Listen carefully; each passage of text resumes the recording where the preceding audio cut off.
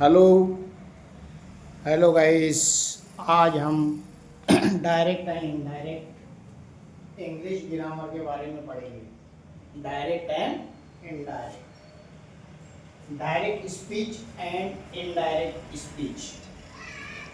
हम किसी जुमले को लिखते वक्त किसी के कही हुई बात को हूबहू बयान करते हैं और अल्फाज में कोई तब्दीली नहीं करते तो उसे डायरेक्ट स्पीच कहते हैं। हम किसी जुमले को लिखते वक्त किसी की कही हुई बात को हम जब हूबहू बयान करते हैं तो उसे अल्फाज में कोई तब्दीली नहीं करते तो उसको डायरेक्ट स्पीच कहते हैं, हूबहू बयान करते हैं। For example, he said I shall come to Mumbai. उसने कहा मैं मुंबई आऊँगा। उसने कहा मैं मुंबई आऊँगा। I shall come to Mumbai, direct speech. उसके बाद इनडायरेक्ट स्पीच, किसी जुमले को लिखते वक्त किसी की कही हुई बात को हूबहू बयान नहीं करते। इसमें क्या फ़र्क है? इसमें हूबहू बयान करते हैं और इसमें हूबहू बयान नहीं करते और अल्फाज में थोड़ी तब्दीली करके उसका मतलब बयान करते हैं। थोड़ी सी तब्दीली की जाती है, थोड़ी सी तब्दीली की जाती है, उसे इनडायरेक्ट स्पीच कहते हैं और उसका मतलब बयान करते हैं। उसी जुमले को हम देखेंगे। ही सेड डैट, इसमें क्या लगता है? That. He said that, I की जगह बची है he would come to Mumbai. यानी हमने वही जुमला बयान किया है लेकिन उसकी कही हुई बात को हूबहू नहीं बयान किया है, अल्फाज में थोड़ी तब्दीली की है। He said that he would come to Mumbai. यहाँ पर देखिए दूसरी एग्जांपल, इसमें जो है he said my mother said, ये रिपोर्टिंग स्पीच है। I am going to market, माँ ने कहा कि मैं मार्केट जा रही हूँ। मदर सेड रिपोर्टिंग स्पीच और I am going to market reported speech.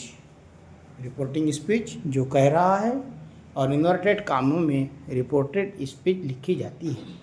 यहाँ पर देखिए, जब हम डायरेक्ट स्पीच से इनडायरेक्ट स्पीच, डायरेक्ट स्पीच से इनडायरेक्ट स्पीच, यहाँ पर डायरेक्ट स्पीच को डीएस लिखा हूँ और इनडायरेक्ट स्पीच को आईएस लिखा हूँ। जब डायरेक्ट स्पीच को हम इनडायरेक्ट स्पीच में तब्दील करते हैं, सिंपल प्रेजेंट टेंस में डू या डज और वर्ब की पहली फॉर्म लगती है, और सिंपल प्रेजेंट टेंस में जब वो हम इनडायरेक्ट स्पीच में तब्दील करते हैं तो यहाँ पे वो डू का डिड हो जाता है और वर्ब की दूसरी फॉर्म हो जाती है। प्रेजेंट कंटिन्यूस टेंस में भी तब्दीली होती है। इज एम आर के साथ वर्ब की चौथी फॉर्म। यहाँ पर प्रेजेंट कंटिन्यूस टेंस में जब हम इनडायरेक्ट स्पीच बनाते हैं तो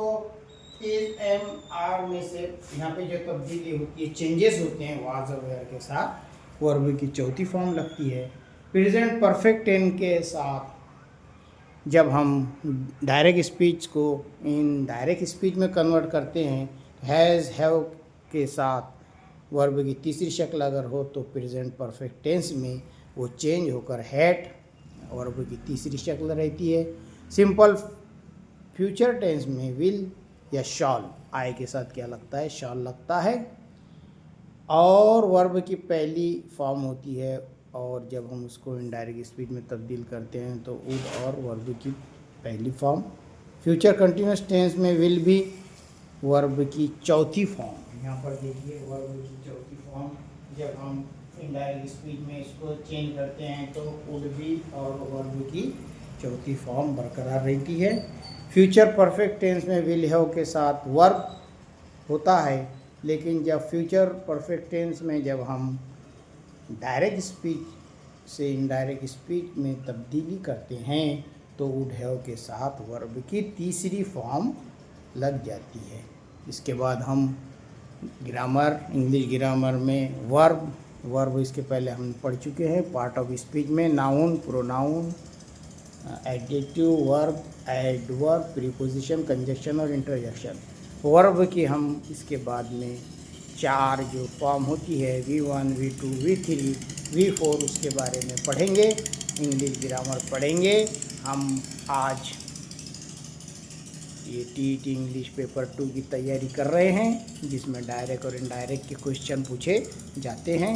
आप ये पढ़िए, इसको याद कीजिए, और इसकी जो एग्ज़ाम्पल्स है जो हम पेपर नवंबर 2021 का TET का नवंबर 2021 पेपर 2 सॉल्व कर रहे हैं।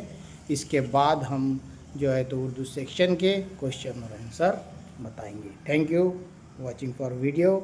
God bless you.